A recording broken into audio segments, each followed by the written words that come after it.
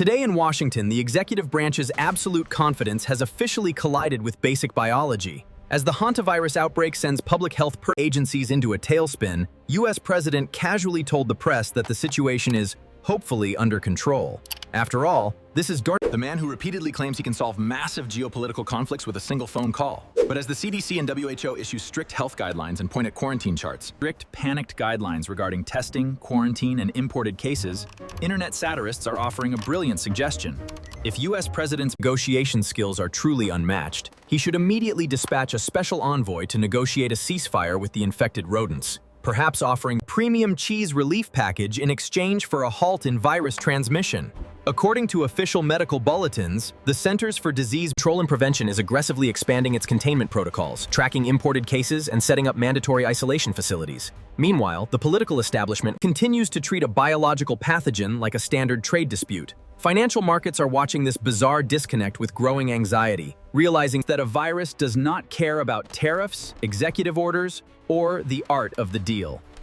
The economic threat of localized lockdowns cannot be bullied into submission, yet the administration's messaging implies that the outbreak is just another foreign adversary waiting to be negotiated. The sheer absurdity of this political approach is staggering. You can impose heavy economic sanctions on a rival nation, and you can threaten to pull funding from international organizations, but you cannot strong-arm a mouse that has already infiltrated a shipping container.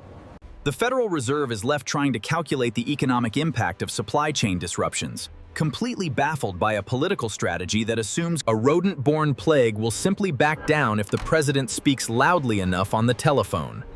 The cinematic reality of the White House Situation Room right now looks like a surreal medical comedy. Imagine a grand mahogany table split right down the middle. On the left side, top generals are pointing at a highly classified map of Iranian nuclear facilities. On the right side, exhausted CDC scientists are pointing at a brightly colored chart of hantavirus transmission vectors. U.S. President sits at the head of the table, holding a golden phone, completely unfazed. He looks at his advisors and confidently asks, "I can fix this right now. Do you want me to call first? Iran or the mice?" Sir, the mice don't have phones. In the background, a silent health official quietly slides a wooden mousetrap right next to the presidential microphone. Ultimately, Washington is discovering the hard limits of political bravado. It turns out that when a highly contagious virus arrives on your shores, the only deal on the table is the one you make with the sanitation department.